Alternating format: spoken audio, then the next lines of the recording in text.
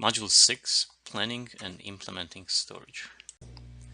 Microsoft Azure Storage Services provide a range of options for storing and accessing data. The core services offer storage of content in blobs, tables, and queues, but this offering is expanding with the addition of Azure Files. In addition to storage, Azure also provides recovery services, which include a site failover, as well as data backup and restore capabilities.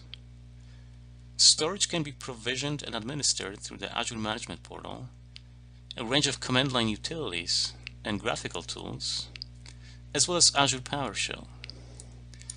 In this module, we'll learn about a variety of data storage and management options. In particular, we'll explain how to plan Azure Storage. We'll describe how to implement and manage Azure Storage, discuss how to perform Azure-based backup and recovery, and finally cover how to monitor storage usage and performance. Lesson 1 of Module 6, Planning Storage. Microsoft Azure Storage and Recovery Services allow you to store and protect your business data in the cloud. With different storage options available to you, it is important to understand their characteristics and their potential role in addressing your business needs. This lesson presents several different data services that are available in Azure and describes their role in planning a data storage solution. More specifically, in this lesson we'll list data storage options in Azure, review considerations that come into play when planning for Azure Site Recovery and Backup services, identify most appropriate storage for different types of apps, and take a closer look at storage cost.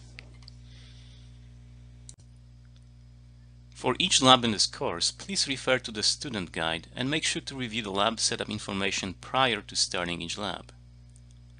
Note that scripts used in this course may delete all objects that exist in your subscription. For this reason, you should use a new Azure subscription when completing this course. The labs in this course leverage custom PowerShell commandlets, including setup-azure to prepare the Azure environment for each lab, and reset-azure to perform cleanup tasks at the end of each lab.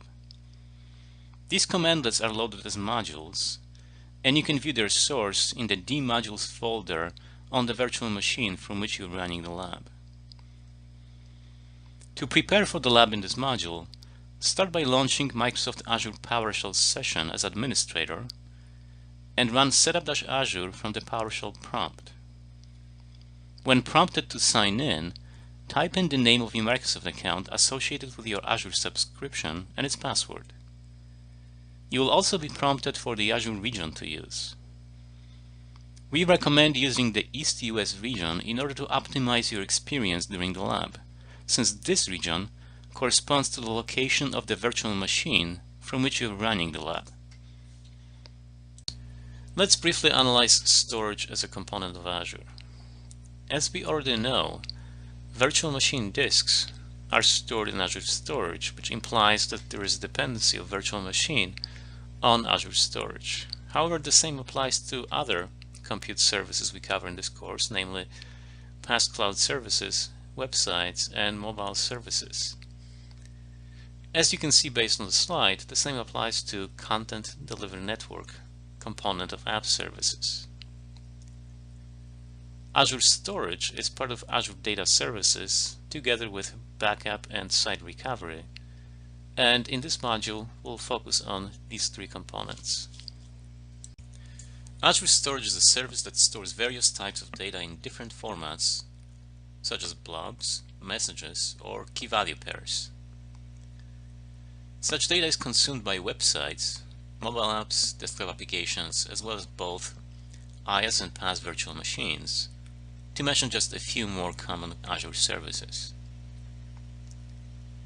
In order to use Azure Storage, you must first create a storage account. You can create multiple storage accounts within the same Azure subscription. Each storage account can contain up to 500 terabytes of data.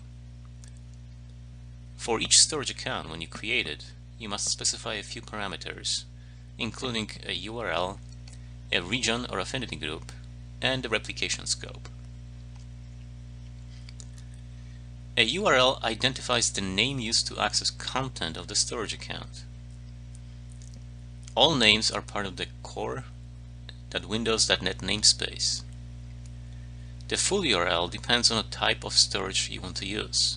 For example, if your storage account is named My Storage Account, then the blob endpoint for the storage account is accessible via mystorageaccount.blob.core.windows.net.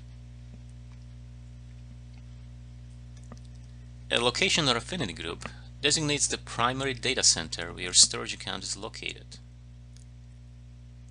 In general, you should choose a location close to consumers of data that will reside in the storage account.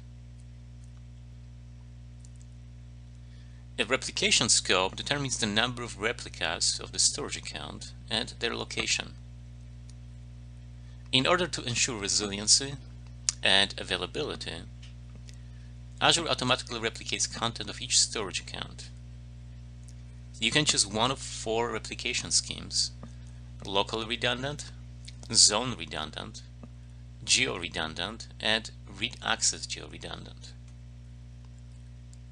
With local redundant replication, your data is replicated synchronously across 3 storage instances within the same facility in a single region. Local redundant storage protects your data against hardware failures, but doesn't protect against the failure of the facility itself. With zone redundant replication, your data is replicated synchronously across 3 storage instances across 2 or 3 facilities in the same region. Zone redundant storage offers higher level of redundancy than local redundant storage, but it's still vulnerable to failures that affect an entire region. In addition, this type of replication is available only for block storage. With geo-redundant replication, your data is replicated asynchronously across regions, with 3 copies of the synchronously replicated data in the primary region and 3 copies of the synchronously replicated data in the secondary region. If there is a failure of the primary region, Azure Storage will fail over to the secondary region. Effectively, geo-redundant storage offers redundancy across regions. And finally, we have read access geo-redundant replication. This is similar to geo-redundant replication, with 6 copies of data replicated asynchronously across 2 regions and synchronously within each of them. However, with read access geo-redundant storage, the 3 copies in the secondary region are enabled for read-only access. Now let's talk about storage types. Each storage account can contain 4 types of storage, including blobs, tables, queues, and files. Blobs, or binary large objects, can contain any type of binary data, including documents, images, videos, backup files, configuration files, or data logs. Blobs are stored in containers, which in turn are created within a storage account. Within each container, you can store up to 500 terabytes of content. Tables are used to store key value data, but without specifying a schema as you would in a relational database. Table storage typically serves as back-end data store for websites, mobile apps, and PaaS cloud services. Queues are typically used to facilitate asynchronous communication among multiple distributed components. This allows a source component to send a message to a destination component by placing it into a queue. Subsequently, the destination component uses the same queue to retrieve messages. And finally, we have file storage. This allows you to create an SMB file share. Client computers can map a drive to the share in a similar way they would access a file share in an on-premises Windows environment. In addition to storage, the Azure Data Services contain Azure Site Recovery and Azure Backup. Their primary purpose is to protect your on-premises data and systems by leveraging Azure Storage.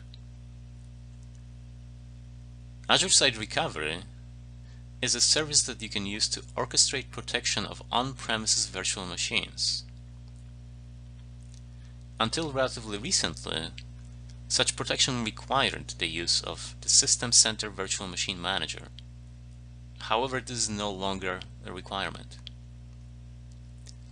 The Azure Site Recovery Manager replicates the protected virtual machines and ensures that in an event of a failure, services are automatically failed over to a recovery site.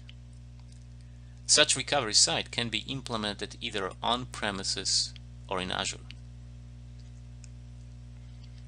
The Azure Backup service allows you to use Azure Storage as a backup destination, effectively eliminating the need for physical media such as tapes, hard drives, or DVDs. To use Azure Backup to protect your data, you must follow a multi-step process. To start, you create a backup vault in Azure. A vault is a virtual location to which data will be backed up. You should create a vault in an Azure region that is closest to the physical location of data. Next, you need to download the vault credentials. The Azure Backup agent uses the vault credential to authenticate to Azure when it starts a backup operation. The next step consists of downloading and installing the Azure Backup agent. Note that there are separate downloads for the System Center Data Protection Manager and for Windows Server Essentials. Finally, use the Windows Server Backup or System Center Data Protection Manager to configure and schedule backups. Once the agent is installed and configured, Azure appears as a data destination within the Windows Server Backup MMC snap-in, and there is a separate Azure Backup Management console available in the Start menu. You can also use PowerShell to configure and initiate backup operations. If you are using Azure Storage to store data for a custom solution, such as a mobile app or website, you should be able to select the storage type that best matches its functional requirement. This in turn requires understanding the characteristics of each storage type. And we're going to cover 4 of these types: blobs, tables, queues, and files. Let's start with blob storage. The Azure Blob Storage service is designed to store large amounts of unstructured data in the form of individual files. Each blob can be hundreds of gigabytes in size, and each blob is accessible via a separate URL. For example, a blob named myblob.jpg in a container named mycontainer in a storage account named myaccount can be accessed via http myaccount.blob.core.windows.net/mycontainer/myblob.jpg. There are 2 types of blobs: black blobs and page blobs. Black blobs are optimized for uploads and downloads. Data access is handled in blocks, each of which is up to 4 megabytes in size. Black blobs can be up to 200 gigabytes in size. Page blobs are optimized for random read and write operations. Data access is handled in pages, each of which is 512 bytes in size, and the size limit of a page blob is 1 terabyte. Next, we have table storage. The Azure Table Storage service can be used to store structured data in tables without the constraints imposed by traditional relational databases. Within each storage account, you can create multiple tables. Each table can contain multiple rows, which are referred to as entities. Because table storage doesn't mandate a schema, entities with a single table don't need to have the same set of properties. Each property consists of a name and a value. Individual tables can be accessed via a separate URL. For example, to access a table named mytable in a storage account named myaccount, you'd use http myaccount.table.core.windows.net/mytable. The number of tables in a storage account is unlimited, and so is the number of entities in a table. Each entity can be up to 1 megabyte in size and possess up to 252 custom properties. Every entity also has 3 built-in properties: a partition key, a row key, and a timestamp. It is important to choose the first 2 of these three properties, namely the partition key and row key, carefully, because they are used for indexing, which in turn affects efficiency of index-based operations such as searches. In general, the partition key should be used to group similar data. Next, we have queue storage. The Azure Queue Storage service can store messages for asynchronous processing. This facilitates reliable messaging between components of distributed systems. Separate components can add messages to a queue and remove them from a queue by issuing commands over both HTTP and HTTPS protocols. As with other storage constructs, queues can be accessed via URLs. For example, to access a queue named myQueue in a storage account named myaccount, you'd use http myaccount.queue.core.windows.net/myqueue. You can create any number of queues in a storage account and any number of messages in each queue, up to 200 terabyte limit imposed on the size of a storage account. Each message can be up to 64 kilobytes in size. And finally, we have file storage. The Azure File Storage service allows you to create server message block file shares in Azure, just as you would in an on-premises environment. Within each file share, you can create multiple levels of folders and subfolders, and files can be up to 1 terabyte in size. Security is of vital importance in any cloud solution. Azure Storage authenticates connections from applications by using either access keys or shared access signatures. Let's talk about access keys first. Azure automatically generates a primary and a secondary access key for each storage account. These keys can be used to authenticate requests for storage access by client applications and management tools. You can copy these keys to the clipboard from either of the 2 Azure portals or retrieve them by using the Get Azure Storage Key PowerShell commandlet. Having 2 keys for storage account allows you to regenerate either one of them from time to time without interrupting storage access. For example, if you regenerate the primary key, apps can use the secondary key for authentication until you reconfigure them with the new primary key. You can regenerate access keys in either of the 2 Azure portals or by using the new Azure Storage Key PowerShell commandlet. The primary and secondary access keys provide full administrative access to storage, which in many scenarios is excessive. For this reason, Azure Storage also supports shared access signature authentication, in which restricted access to a specific container, blob, table, or queue rather than entire storage account is granted for a limited period of time based on the token.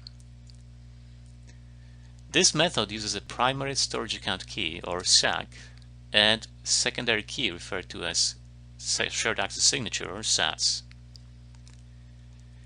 This facilitates scoped and time-limited access to Azure Storage data. Both SAC and SAS are plain text keys, but developers can secure these keys by encrypting the connection string using the PKCS7 within the application's configuration file. The SAS is generated through a query template signed with the SAC. The signed URL can be given to another process, which can then fill in the details of the query and make the request to the storage service. SAS tokens are typically generated by applications using Azure API, but you can also generate them by using PowerShell. For example, the new Azure Storage Container SAS token commandlet generates a SAS token for a blob container.